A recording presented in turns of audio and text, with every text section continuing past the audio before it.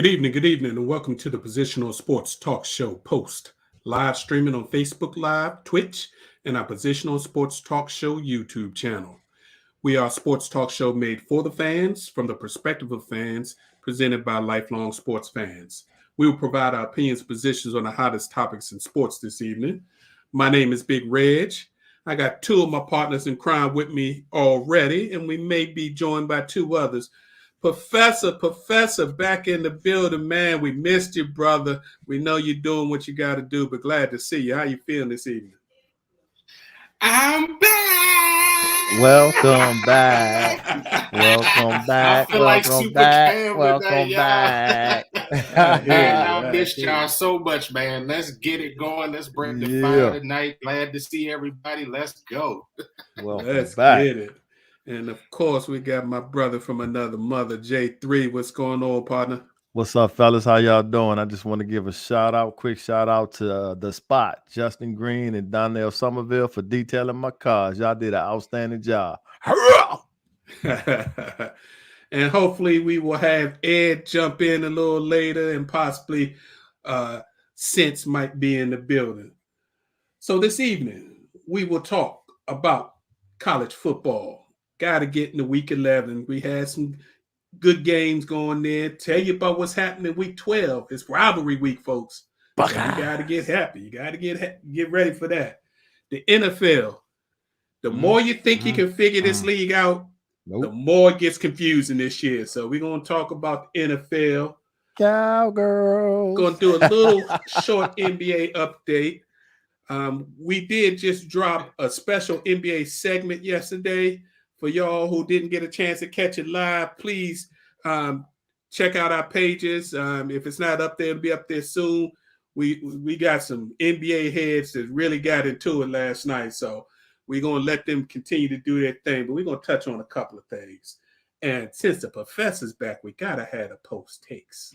So I'm looking forward to this evening's takes. Right. And again, our final post of the evening.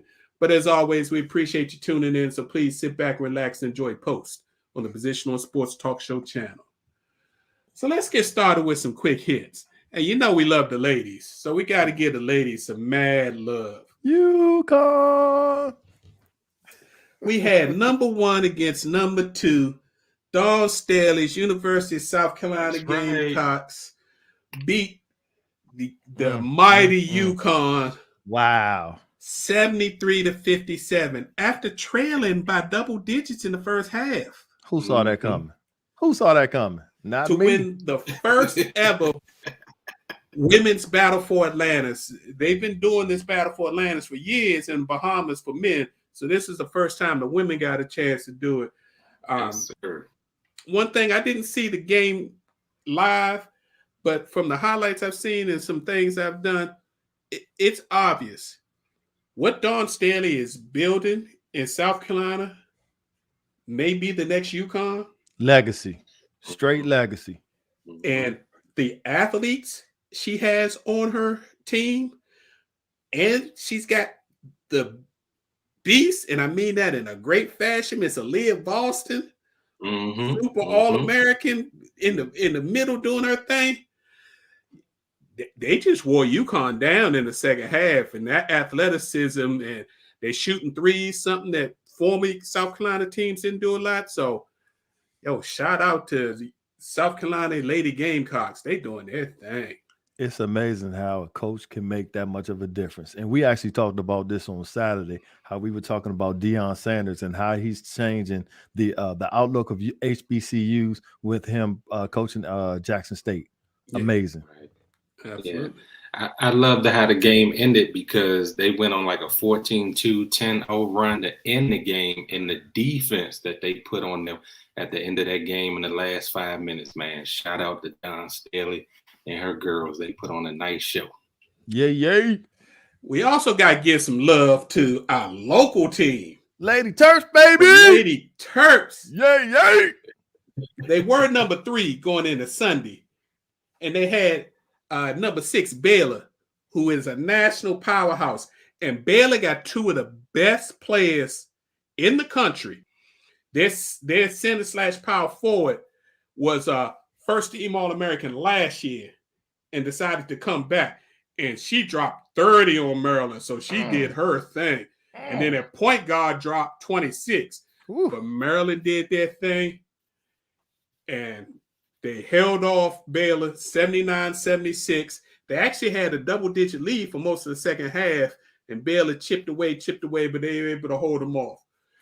What's nice about University of Maryland, they brought back their entire starting five from last year. Mm-hmm. Some of them were graduate transfers, but because of the COVID rules, they actually stayed an extra year. 3 people off the bench. So they got their top 8 people that came back this year, and they got a super freshman who's getting mad playing time because one of their players has recovered from knee injury. It might be Brenda's year for number 2. But what also makes the difference is those players play as a team. There is no I in how they share the ball, and that makes the difference in the world. You got to look at the way the chemistry is played with them. It's phenomenal. Absolutely. Yeah, most people don't know they were the highest scoring team in the country last year, and that hasn't been a Brenda Freeze, Lady Terps thing. But when she got 3 people from the transfer portal last year and totally changed her offense to fit the players. And man, everybody who steps on the court can score. Right. Can score inside or outside, take you off the dribble.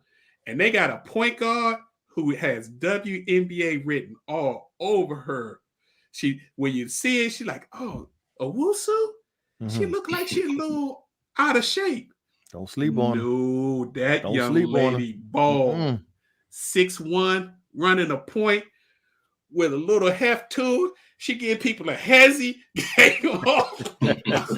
Woo, man. So now they have a big 2 big games happening this week. They're actually going to play on Thanksgiving. They're going to face number 5 NC State, and then on Saturday face number 7 Stanford. They're actually heading down. They're probably on their way now or not leave tomorrow to the Bahamas to play in the second inaugural Baha Mar Hoops tournament. So shout out to the ladies doing their thing. Keeping with the ladies, we got to give love to the Washington Spirit. Yay! They won the NWSL after all they went through last year with having to get the coach fired, having to have the owner give up his ownership. COVID ran through them, and they had to miss 3 games and go put up through all that and still win the championship. Shout out, ladies. Hats off. Great job. And one of their star players is Dennis Rodman's daughter. It's her first year in the NWSL, and she was one of the rookies of the year. So shout out. They doing their thing. Nice. Man, I haven't mentioned him for a while, but I gotta give a little love to my man Lewis Hamilton. Mr. Hamilton won the last 2 F1 Grand Prix. closed up that race. He was trailing over 30 points until now it's down to 8 with 2 races to go. And if he gets another first and second, he may be knocking on the door to break the tie and have the solo season championship by himself. He's already up to 103 wins. Smashed that title. But yeah, Lewis Hamilton's doing his thing. So he's got 2 races, Abu Dhabi Grand Prix and the Saudi Arabia Grand Prix over the next 2 weeks. So shout out to them. So last but definitely not least in the quick hits, we got to talk some boxing. Before we get into my man Bud, let me just set y'all up. We done had 2 big boxing events over the last 2 weeks, but we're not done. I told y'all boxing was getting crazy at the end of the year. This Saturday, Teofimo Lopez defends his undisputed 135-pound lightweight title against George Kambosos. This is the fight that's been off and on since the spring. You had Lopez got COVID. They had to cancel it. Then had issues with the promoter. End up having to remove the promoter, get a new promoter, but it's finally going to happen. And that's not the only title fight you got on. Brandon Figueroa and Stevie Schoolboy Fulton are going for a unification of the junior featherweight title bouts on Showtime. So you got the Zone on one channel, Showtime on the other. Man, boxing is doing their thing. And shout out to Demetrius Andrade, who had a huge victory last Friday, retaining his WBO middleweight title fight with a knockout, which is one of the things they said he wasn't. Nobody wants to fight this guy because he's technical. He takes his time, but they said he was too boring. So he took this guy out in 2 rounds and immediately called out Mr. Charlo, who'd been talking trash to him, and said, let's unify the title, so stop calling my name. So looks like 2022 going to be some good bouts. Speaking of 2022. So hold on, but who do you like between Lopez against Cambo? Until somebody show me that they can beat Teofimo. So how many rounds you give him? He hasn't fought since he fought the former pound for pound king. I can't call his name. The Russian, but he hasn't fought in over a year. Okay. So I think it's gonna be a little rusty. So I think it might take him 9 or 10 rounds, but I think he finishes the show. Then the question is he going to stay at 135 and fight some of these young lions instead of waiting, even though he's a young lion, or he's been talked about he wants to go up to 140. So we'll see what happens. But we got to talk about my man, Bud. What a fight. What a fight. Hats off to Sean Porter. Yep. He fought the only fight he could possibly fight. He tried to make it a brawl. He tried to rough up Bud. Big mistake. But all that did, He got outboxed, plain and simple. Turns, watch what he did for the first couple of rounds. And by the 4th, maybe the 5th round, he just started digging into him. And it wasn't even a fight. I mean, Sean, like I said, Sean tried, just didn't have enough. His skill set is not at Bud's level. Facts. And those body shots that Crawford started digging into Porter, like you said, around round 5 and round 6, I mean, you can hear him thudding. Thump, thump. You don't usually hear body shots like that from welterweights. He was like, I'm going to break this big muscle-bound guy down. And the ending makes more sense after I saw what happened in the post-fight. I don't know if y'all caught it. Porter retired after the fight, and he said he had planned to retire, win, lose, or draw. This was his last fight. He's ready to move to his next phase. He's already commentating for PBC, and he's ready to move to his next phase. I think him and his father have a gym in Las Vegas, so they're going to do their thing. But the question is, everybody kind of knew that Crawford was that dude, even though they didn't give him respect that he had the 135-pound title, that he unified all 4 belts at 140, one of only 6 people to ever do that. But they say it's 147, it's different. What you think about Errol Spence leaving as soon as the fight was stopped? Looked like a duck to me. Looked like he's trying to run from him. I don't know. You tell me, but that's what it looked like to me. I'm like, yeah, he don't want none of that. That's what it looked like. Talk to me. What you think? Talk to me, Professor. What you think? If you had this big mega fight sitting out there, and you at the fight, a fight that you said you would never go to, that you would never go to a Crawford fight, right? And as soon as they stopped the fight, he tapped his boys on the shoulder, stand up, and walk out. He don't want none of that smoke. That's what they're saying. Yeah, I gotta agree with J3. That looked kind of risky and suspect on his part, because my thing is, I mean, let's pull a page out of WWE, right? If he wanted that smoke, he could have built it up right then and there by his perfect reaction. platform. He had a reaction because he tapped and left. He stood up and looked in the ring and been like, let's make it happen. You know what I'm saying? And they could have hyped it up from there. But I think that, I mean, I always feel that money talks. And if they can get the right amount, the right purse, whether he's scared or not, whether he's ducking or not, we the fans will get a chance to see the fight that we want to see.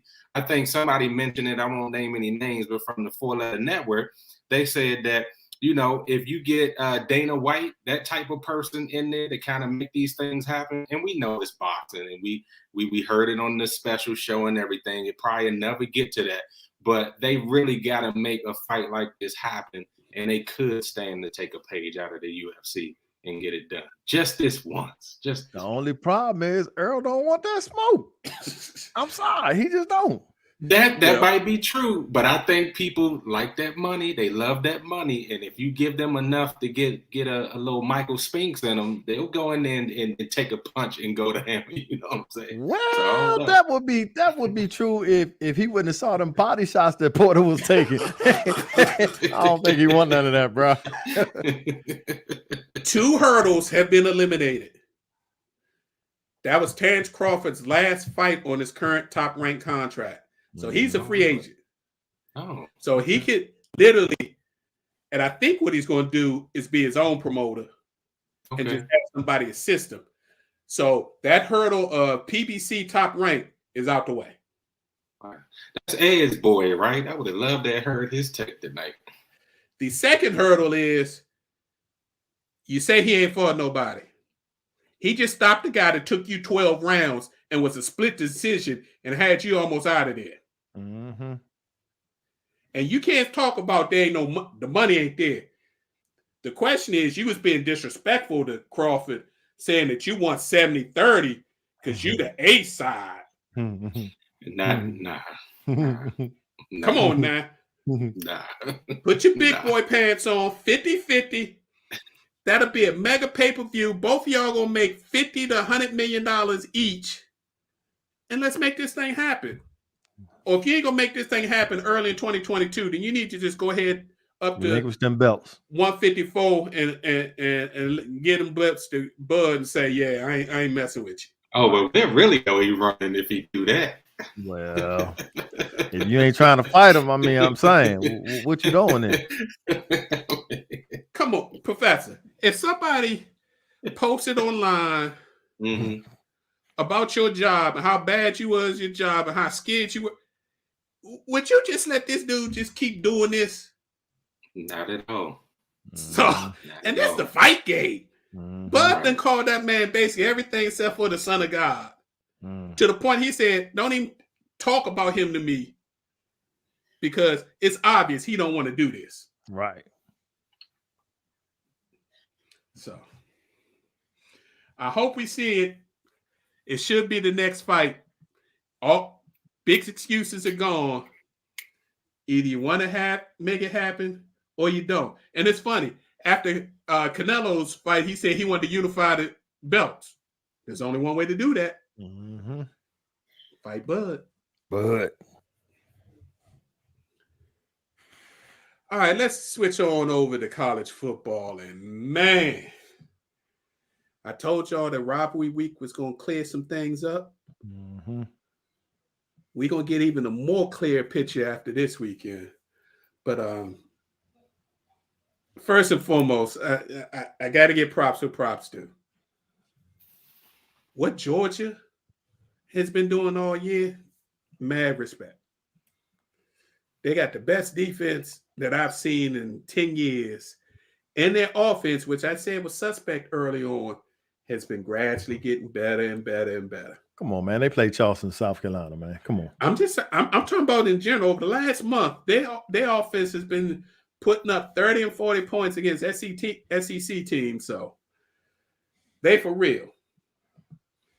I also got to shout out Ohio State. Now, what they did y'all see what Ohio State did to Michigan State? Halftime, 49-0. Yes. Yes. Yes. That was a shocker. Huh? I didn't expect that at all. Wow. I hope Mel Tucker agreed to the terms of that extension. Because I think that $95 million might have got a little suspect after seeing him get beat the way they got beat. He's still a great coach.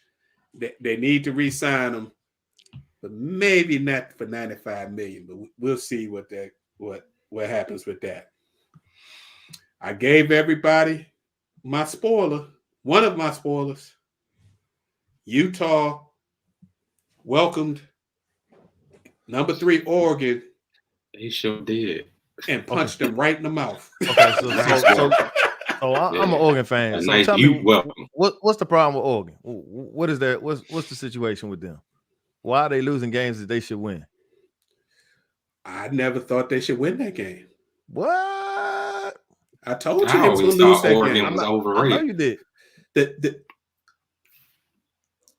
When finesse teams, or maybe finessing that, teams built on speed, Mm-hmm. when they play physical teams that actually can play on both sides of the ball, if their offense doesn't click early, they're going to have a problem. Mm. Utah is down and dirty and gritty. Mm. So they beat them up. That's what you're saying. They beat them up it's just outfit. on both sides. They just took it to them. That's what Purdue does. That's why Okay. Purdue got a couple of upsets this year. Exactly. Mm-hmm. So, I mean, you can have those nice, pretty offenses and all that speed and all that, but if your lines can't hold up when you get some dogs in there, Mm-hmm. it's a problem. And that's what happened to Oregon. Okay. And it's probably going to happen again in 2 weeks when they meet in the Pac-12 championship. We'll see. You don't But think what they're going to that did regroup? do, You don't think they're is- going to regroup? they could, but I mean, I doubt it. When you get bullied, it's hard to see that guy 2 weeks later and say you're gonna beat him. Wow. What's up, Ed? Hello, everybody. Hey, What's going What's on, up? man? Welcome back. I'm thoroughly trained. Yay. That's a good thing. That's a good thing. We leave that there. Mhm. And then we got to talk about perfect timing. I was trying to hold this off. Former number 2 Alabama, who just got dropped down to number 3 in the just released college football playoff rankings. That has Georgia number 1. They moved Ohio State from number 4 to number 2. Alabama dropped to number 3. And Cincinnati got some love. They're at number 4 with Michigan at 5. Alabama is a good team right now with an exceptional player. Mm-hmm. And Will Anderson? 2 exceptional players. Let me correct that. 2 exceptional players. Will Anderson on one side of the ball, who's probably the defensive player of the year in college football. No doubt. And Bryce Young is balling. If it wasn't for Bryce Young, Alabama would be a 500 team. Mm-hmm. And that's the result of, and that's, people don't want to hear this, but it's because of Nick Saban. I firmly believe that it's Nick Saban who's responsible for the state of Alabama right now. And it's crazy when you say, okay, this man has 7 national titles, 6 at Alabama. But I firmly believe that the decisions that he made, as far as 2 critical personnel decisions that he made, it's just that they're not working out. And I would say probably 3 personnel decisions, but I will get back to that one later. But the 2 most obvious issues on that team right now is the offensive line and secondary, the defense. And the coordinator has been there for now, I believe this is his 4th year. It may be longer, but I'm going to say his 4th year. And for whatever reason, the defense just not get it. And year after year, we keep hearing, and we've discussed this before, that, okay, well, they're young, they just have to learn the defense. But that defense is littered with upperclassmen who have been in that system the entirety of their careers, and they still don't get it. I was listening to former Alabama defensive star George Teague talk about the complexities of the defense. He's now a coach right now. And he was saying that for whatever reason, they're running a pro defense, and the safeties and the defensive backs just do not get it. And, if he said he doesn't understand why Saban won't just simply simplify the defense. So that's on one end. The second end is the offensive line. They've had some departures, but they were voted the best offensive line last year. And again, they did lose 2 significant players, their center and their left tackle left. But for the most part, they still had 2 returning starters, and it just shouldn't be like this. Alabama is stocked with 4- and 5-star recruits. It's just a mess. And like Big Red said, if it wasn't for Bryce Young, who by the way is sorry about that, who by the way is getting beat up.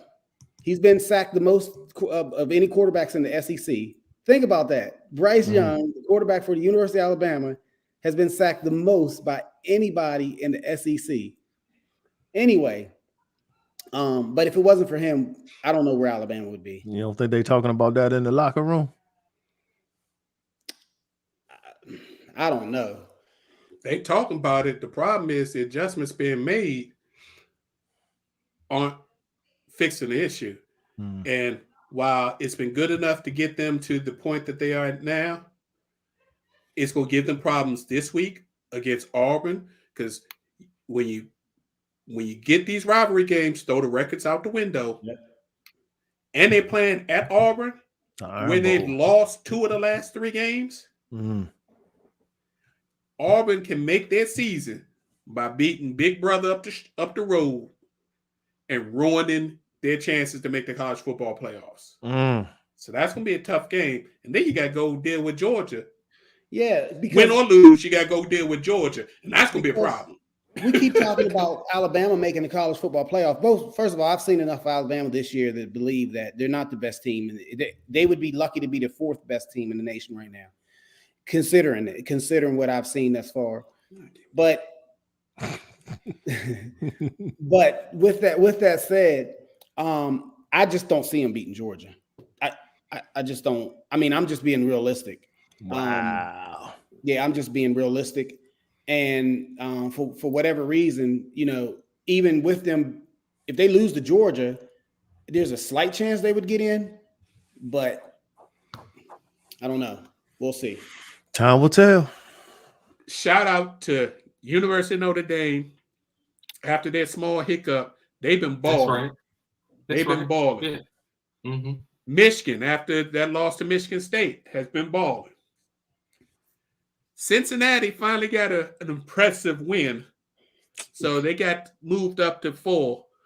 I still think they can get jumped depending on some things happen. But some things going to even out. So let's talk about what's going to happen this weekend. First and foremost, Cincinnati has to win out. They play East Carolina on Friday. They got to beat East Carolina, and then they got to win their championship game, and it's a good chance they'll be in. Saturday, noon, Ohio State, Michigan.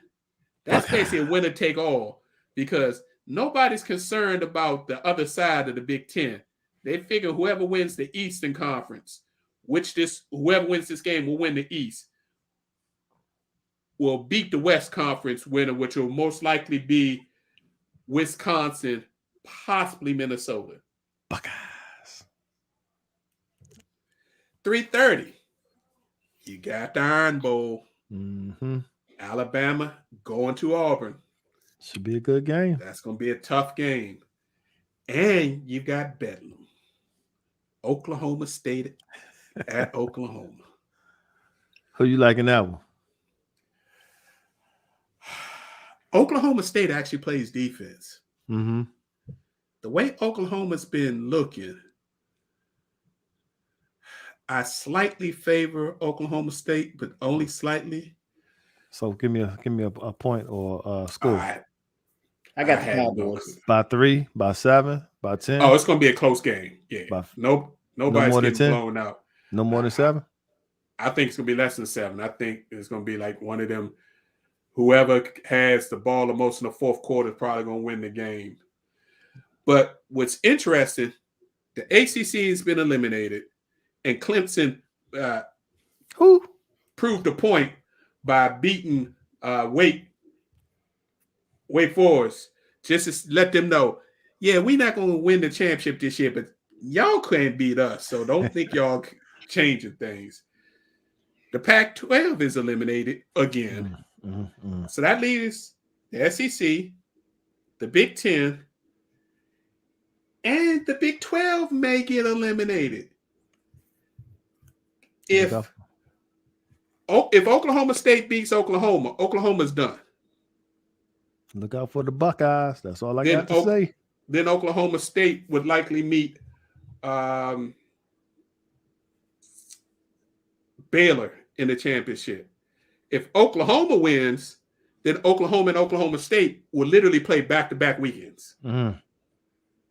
That could be interesting. So the fan in me, the Bama fan in me, and I gotta be up front, would love to see Oklahoma win Bedlam, then Oklahoma State win the Big 12, and that would eliminate the Big 12. Just saying. It could happen. It could happen. Which would leave a possibility for Notre Dame, who plays their last game this week. One loss Notre Dame to maybe sneak in there, especially if Georgia does a number on Alabama, like they've been doing to everybody else, because either Michigan or Ohio State's out of there after this week. So Cincinnati slides up into the Bama spot. You already got the Big Ten, so that leaves a possibility of Notre Dame being able to sneak in with one loss. Professor Jay would love that. I don't see that as a big shock. I don't think Cincinnati's going to get in. I believe that Notre Dame is going to finish with one loss. And I see Notre Dame I see Georgia, I see Ohio State, I see Notre Dame. I don't see Cincinnati. I see Alabama or Georgia or Notre Dame. Even if Cincy wins their last two games, you still don't think they're going to get in? Think about it. No, because come on, man. You've been cold. And if Alabama, like I said, if Alabama beats Georgia, then that throws out. Yeah, Alabama and Georgia's both in. Exactly. Georgia's in. Ohio State should win out. And then you have the decision between Notre Dame and Cincinnati. Now the issue is Cincinnati beat Notre Dame at South Bend. So it's going to be a lot of whoa. But at the same time, if it's about money, Notre Dame will be in. If it's about record, Cincinnati will be in. I hear you. So buckle up your chin straps this week. You got college football starting Friday and Saturday. So you got some good games. Let's move on to the pros. Whoa. Now, Upset alert. Injuries. Justin Fields has rib injuries. I don't know if that's just Matt Nagy really. I don't think he really wanted to play Justin Fields on Thanksgiving. And rumor is that Nagy going to get fired after the Thanksgiving day. But that's the first game on Thanksgiving. They play in Detroit. The Bears at Detroit. So why waste you can time? Go ahead and help your wife with the cooking, or if you do the cooking, and all that. You ain't got to waste your time with that. Turn on some basketball, college basketball or something. Another big one, Tennessee Titans. They're already without Julio. A.J. Brown has a chest problem and a hand injury. And that leaves Ed's favorite quarterback out there on his own. So that's all that happened last week. 10 a.m. And then your boy CeeDee Lamb. He's questionable for Thursday after his concussion and hitting his head. So, there's some things. Cowgirls. And they don't have any receivers because Omari can't play. Right. Because as an unvaccinated player, he has to actually sit out in quarantine longer than a vaccinated player who would have had a breakthrough infection. So they still got Gallup. Come on, man. So you got some teams that are starting to make a move and starting to look real strong. I know they only played the Falcons, but what the Patriots are doing on defense is real. Is that 2 or 3 games in a row? Because I don't lost count. It's 4. Okay. The Patriots have quietly taken over first place. The AFC East first place. Yep. Yep. Hold on, Big Red. When we were back at the beginning of the season, I think I heard Miami up in here. I thought I heard Buffalo. And I was like, don't sleep on them Patriots, man. We also said Cleveland, too. Just a quick rewind. I know I haven't been here in a while, but that I do remember. Hey, If I had a hat, I'd tip it to him. What Bill did, first spending money like he's never spent before, and getting the right quarterback to fit his system, and slowly bringing him around. And now they letting him open the offense up more. They're gonna be a problem come playoff time. Yeah. They're gonna be a problem. And then you got what y'all think about old Riverboat Ron going home and putting the smackdown on Cam and the Packers? Ooh, that was a exciting game that I wasn't expecting them to win, to be honest with you. Right. Me neither. The defense stepped up finally. Yeah, I think it favored what Ron wanted to go home and accomplish. I think take nothing away from Cam, because even the commentators were commenting on how well he played in that game.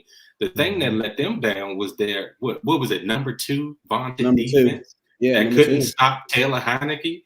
I mean, you saw the dimes he was throwing to McLaurin. You saw him hitting McKissick a couple of times. The only thing that messed that game up for real was Gibson fumbling. If he hadn't have fumbled inside the red zone, that game would have been uglier than what it was. So I'm happy to see that Washington is kind of turning the corner, because think about it now. Ever since they moved my man to that hybrid position, Collins, they started doing some things on defense that looked like they were turning the corner like we expected at the beginning of the year from last year. So I think having Cameron Curl at his position at safety and just making a couple of tweaks. And Jamin Davis is starting to make some plays. And I think that's a key to that linebacking core as well. So I like what I saw from the defense. And Scott Turner, for the first time this year, actually called some decent plays. But also on the flip side, don't forget about, was it the tight end that fumbled the ball when he was trying to get extra yards? Yeah. That kind of turned it off too. I'm like, dude, just fall down. You're not built like a tank. Just fall down. That was their third string tight end, because the first Don't two matter. string tight ends. You on the field. You playing. You get paid to play, bro. I don't want to hear that. I don't care what string you on. When you on the field, you ain't no string. You playing a position that you get paid for.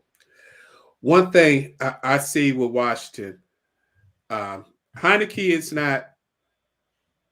Heineke can be a fill-in. He can be a bridge. He's not a long-term answer. I love his guts. I love his – he doesn't quit, but he's not the long-term answer.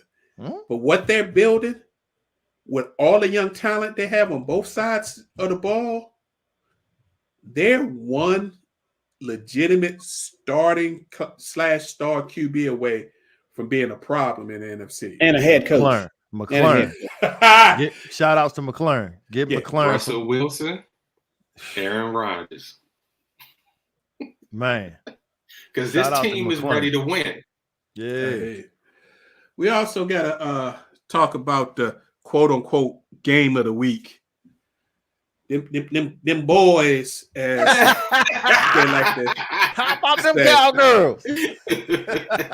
Them boys. Talk about injuries, right, BJ? Got punched in the mouth. What Chris Jones did to their offensive line was almost illegal. State. He was in their backfield more than the running backs. So he sure was. And I don't know if y'all paying attention. Chiefs are winning ugly, but they're winning. Yep. Let them keep working these kicks out and keep winning. Sooner, them Chiefs might be the problem in the AFC. Nah, the Colts. Well, they're going to win their division. Nah. I mean, they're going to win their division, and maybe because they've been in the playoffs so long for so many years now in a row. I think the Chiefs went through a situation where it was just like, okay, how hard do we really need to work to win this? And I think that as you get closer to the playoffs, I think you'll start seeing the real Chiefs emerge. But another thing is, like I said this, and I'll say it until the end of the season. No star is going to play 17 games this year. Right. Every star that exists will at least sit out 1 or 2 games before the end of the year. It might be a hamstring. It might be something more serious, but 17 games is entirely too long to play professional football. Jonathan Taylor? Yeah. So Yeah, I whoever agree with healthy is, you. whoever manages that the right way, and whoever's healthy, come. I think by middle of next month, you'll really see who's good and who's not. Because right now, there's no one. I don't care if you talk AFC or NFC. There's Right. no one can tell you who's going to win the Super Bowl right now with any certainty. I agree. Shout out to Jonathan Taylor and them Colts. Yes, sir. I just got three letters for Jonathan Taylor. MVP. But But let me get Carson Wentz. but before y'all go, and I let y'all go. Just think, he just passed Derrick Henry for the Russian lead this week. that's what I'm saying. Just right. Just. What was Derrick Henry doing? But it's you have to, the reality of the situation too is, you got to get these, you have to put players, no matter if they're running backs, quarterbacks, defensive backs, defensive linemen. If you're not in the right system, if you don't have the right people around you, like Jonathan Taylor is supported by a pretty good offensive line out in Indy, then, it's for naught.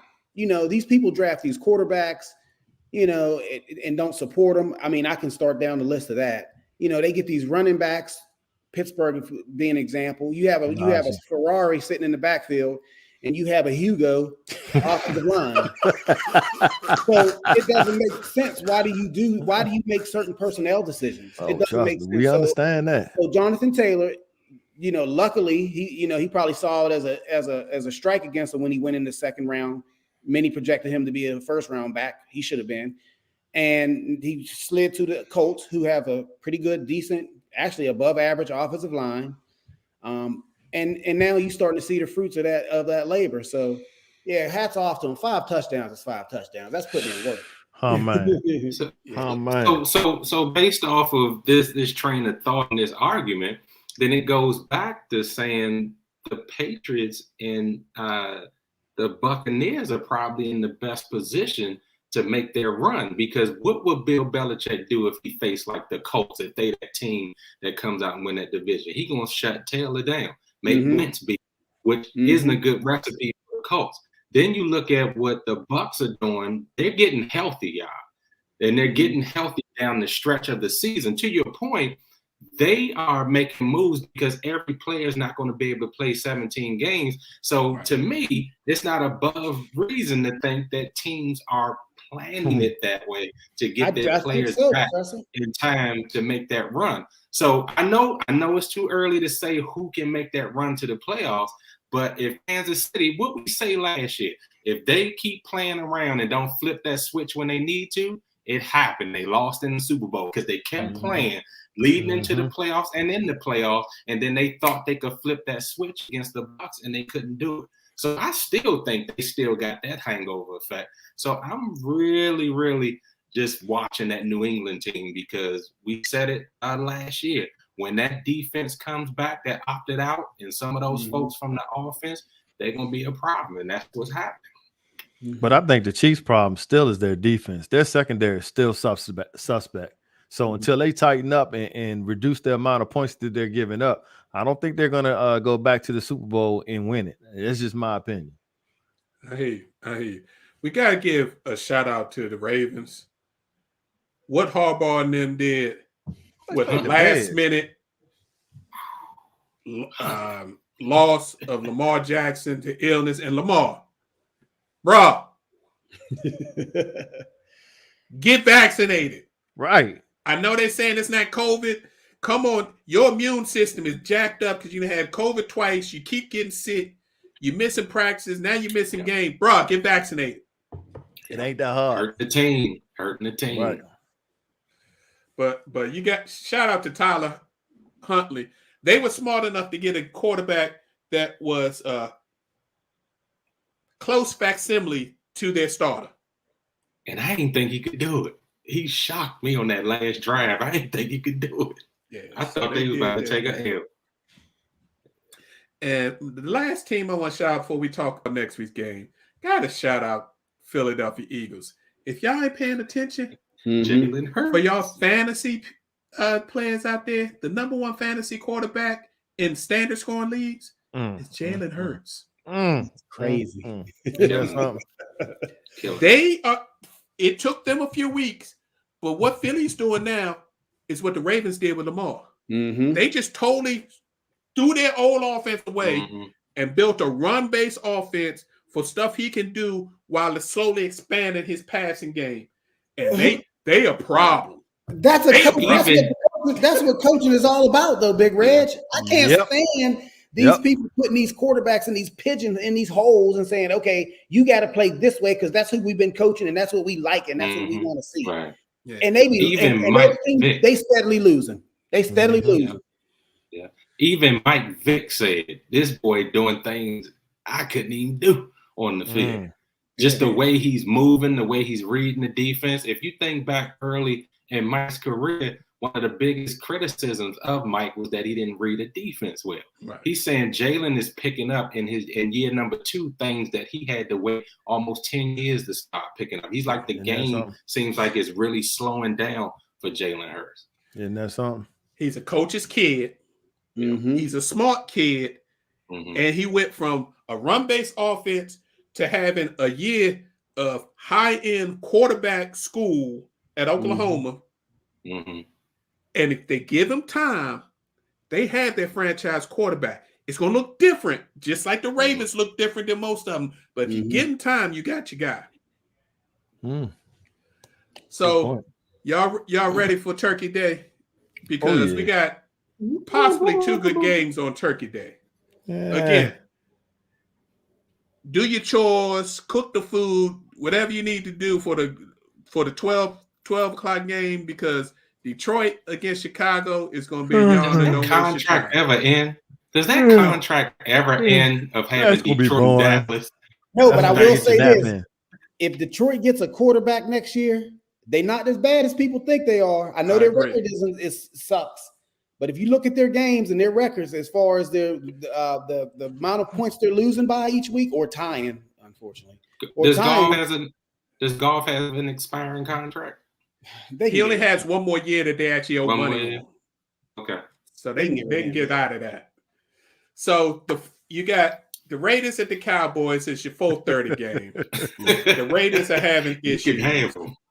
The Raiders are having issues. But I still think that's going to be an interesting game because Cowboys are going to be without 2 receivers more than likely. Aww. And you got your boy with the leg injury limping around. So the Cowboys got issues on offense. And then the night game is the Bills at the Saints.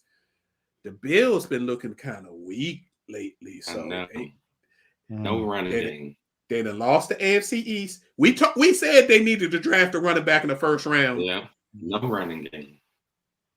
And now they got problems. So, and then the game on Sunday, Bucks and Colts.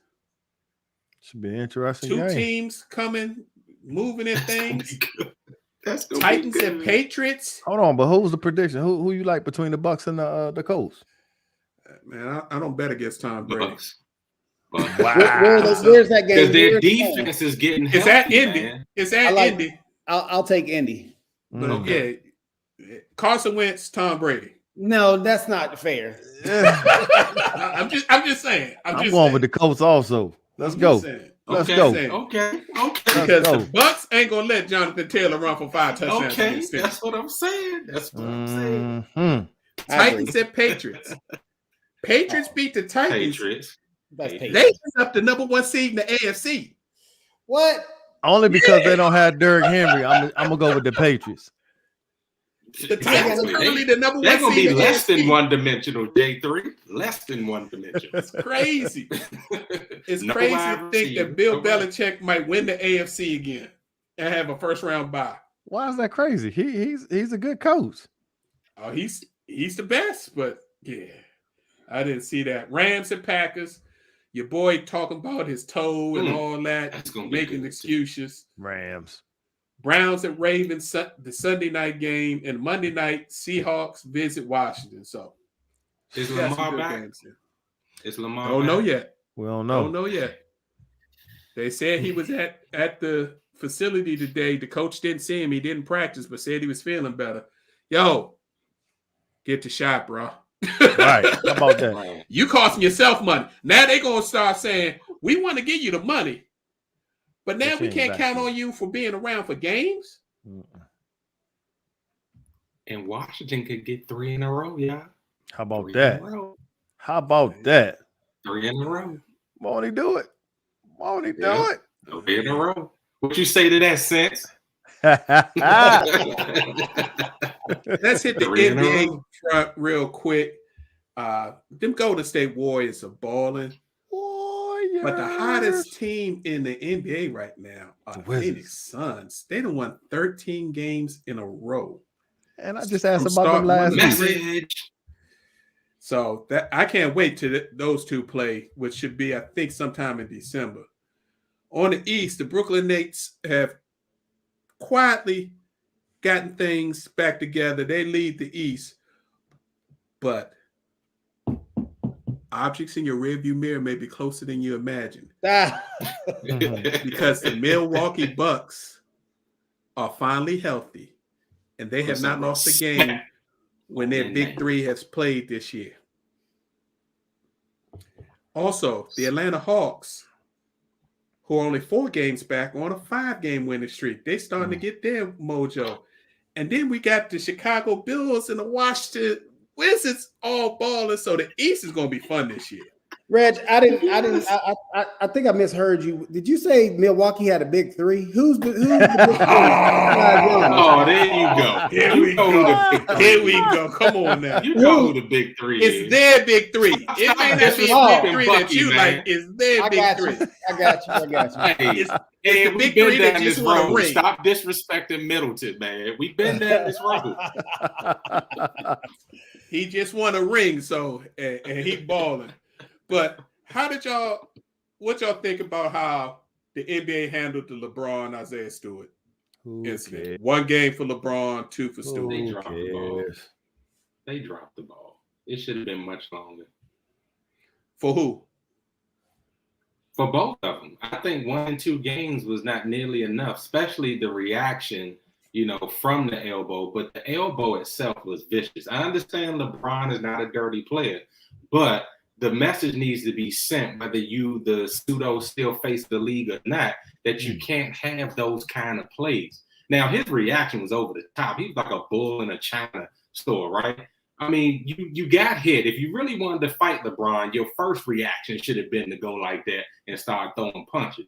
But to put that whole scene, you giving the NBA and fans, they taking it back to the malice in the palace. See, that's a memory that the NBA does not want people to go back to. Exactly. So I think that 1 and 2 games just wasn't enough to kind of send that kind of message, because we got some jokers like Dwight Howard in them that can throw some more vicious elbows. And 1 game for doing something like that, I don't think that was nearly enough. I don't care if it is LeBron James.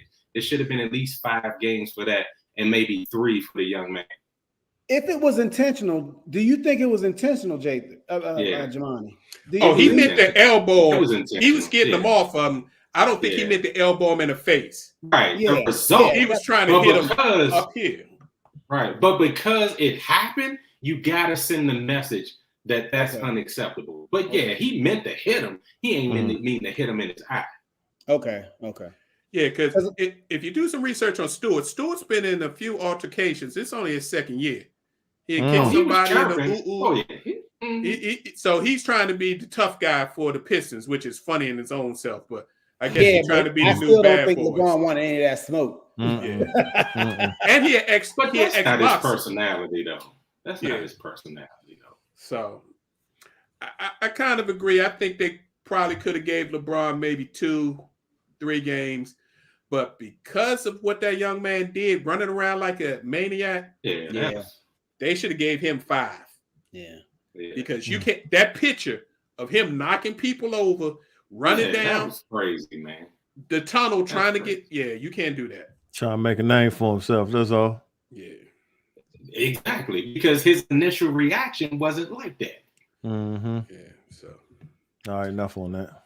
All right, so that's our NBA. We're going to get more in the NBA once we get past next week, the college football championships and all that. We'll be doing a longer segment on that. But it's been weeks. It is time for the Professor and Post Takes. Let's hear it, man. I've been missing this. Come on. What you got for us? All right, yeah. Glad to be back sitting in this chair about to deliver these post takes. So let's get ready for a nice ride. All right, let's get it. Remembering the granddaddy of them all, let's take a fine-tooth comb to the universal game and sport of chess. It is making a huge comeback, but the true aficionados know that it never left. Y'all know we are on Twitch. If you check out anything related to chess, you're going to be amongst the millions tuning in. Chess pros like five-time champion Hikaru Nakamura streams games and takes on all challenges. The renewed popularity of chess has now earned it the status of an e-sport. So check that out. It is now considered an e-sport. Yes, you have heard that right. Dust off those chess pieces and boards and old computer games. Chess.com is the leading online platform and has seen its membership jump from, get this, 30 million pre-pandemic to nearly 76 million today. COVID has done more than increase the newborn population, y'all. I guess people did find other things to do. Folks have gone crazy over the Netflix original, The Queen's Gambit. Not my cup of tea, but it is being credited with bolstering the popularity of chess since its release. Sales of chess sets in just the US alone during COVID spiked up 87%, and books related to chess skyrocketed 603%. This is an issue because I'm a chess player, and most folks that I ask either never learn how to play or have not played in a long time. Well, class is in session. Yours truly used to have chess teams that competed at regional levels, and our chess club featured WWE championship belts and rings. Maybe a post-chess club is in order. The youth will love it at least. There is a huge championship match at the World Chess Championship featuring Norway's Magnus Carlsen versus Russia's Ian Nepomniachtchi this Friday. This match is over 1,000 days overdue because of COVID, and only one can win. I hear you, Jay Will. Stop playing. This is not the strongest man competition. This is really a chess championship. This match is huge because Carlsen is considered by many to be the GOAT, and Nepo is a very promising upstart that has the wits and ability to take the crown.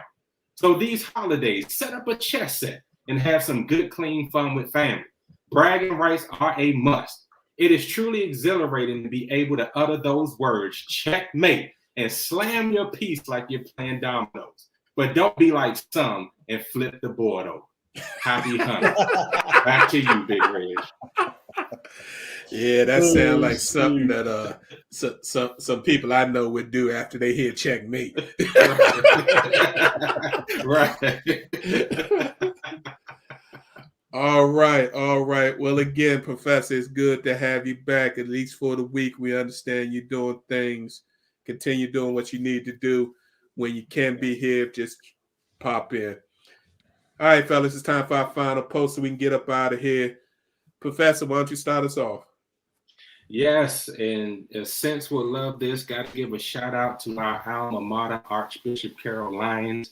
They went to the championship game for the WCAC conference this past Sunday. We would have liked to have reported a victory, but nonetheless, the Lions Den was in full effect. They gave a valiant effort, even in a loss. People showed out and showed up to support our team. We came this close to winning a championship in the last 33 years. So much love to the Archbishop Carroll Lions and all of our entire family. We thank you so much for giving us a great showing this year. And we got legacy here in my family at Archbishop Carroll. So this is a pride thing. So God bless you and thank you guys. Man, ask who won the championship. Just saying. I knew he was gonna say it. I can't ask. Okay, I'll leave him. I don't want to say their name. I don't want to say their name. I'm not even going to say their name. All right. Because you open up a wound because we were favored in the game and it just let the bag out. Let the cat out the bag. Go ahead. My bad. I didn't mean to do that. I don't know. Maybe Sense of want to put it in the chat, but I'm not saying their name. I'll look it up. I hear you. J3, what you got for me? All I want to say is, first of all, happy Thanksgiving to everyone. Hopefully we can see another one next year. And if you haven't seen the movie King Richard, I highly recommend it. It's an excellent movie of how Mr. Richard Williams brought his girls up. That's all I'm gonna say. There you go. He put it in the chat because I wasn't saying their name. I thought that's who it was, but I just need to make sure. And Big Ranch, you act like you went there. You went to DeMatha. Stop it. Hey man, I remember the days when y'all used to play with the big boys. I'm sorry. Here we go. I Here we go. On the show. Some B&B. Shots fired. My bad. All right. Shout out. That's say, actually good season. Go ahead, Ed. My bad. Yeah, just like J3 said, I just want to wish everybody a happy Thanksgiving. Whatever you do or wherever you go, please do it safe as possible. We want to see you next week, and I want to see all you guys next week. So that's all I have to say. Roll Tide. Let's get this Iron Bowl victory. And I will say ditto to both of y'all. Please, happy Thanksgiving to everyone. I do ask that you do one thing, especially the fellas, but for everybody, take a moment not only to give thanks for what you've been given. We are still here in the midst of this pandemic, but tell people that you decide to spend Thanksgiving with this year how much you really appreciate them. You don't have to buy people stuff. Amen. The most important gift that you can tell people is show them that you appreciate them and that you love them. Time. So give them a hug, tell them why you appreciate them and why you're thankful to have them in your lives. Amen. And in that vein, I would like to say, fellas, I try to tell y'all often, I truly appreciate y'all. I appreciate y'all being my brothers and helping us do this thing each and every week. Be safe with your missuses. Have a happy Thanksgiving. Hug the families. Do what you need to do. Be safe. If you're traveling, make sure you travel safely. And we're going to see you here next week. Mm-hmm. Again, we'd like to thank you all for tuning in. We appreciate your time and opportunity to share our positions on sports with you. Each and every Tuesday, 7 p.m., we are here. Next week is the last week of, Men's Cancer Awareness Month. So one more week of this bush, and then I can get a haircut. So looking forward to that. If you can't catch us live, check out our Facebook page, our YouTube channel. We always post the shows there, thanks to the professor. Or if you prefer the podcast type thing, a podcast, just go to any podcast platform you like. Put in Positions on Sports Talk Show. We did. Yeah, we did. New uploads at the end of this week. Check us out. We did. So you can catch up on the back shows and find the new shows. Please tell your friends and family about that. We look forward to seeing you next Tuesday. Have a wonderful Thanksgiving. Be safe. Peace. God bless you.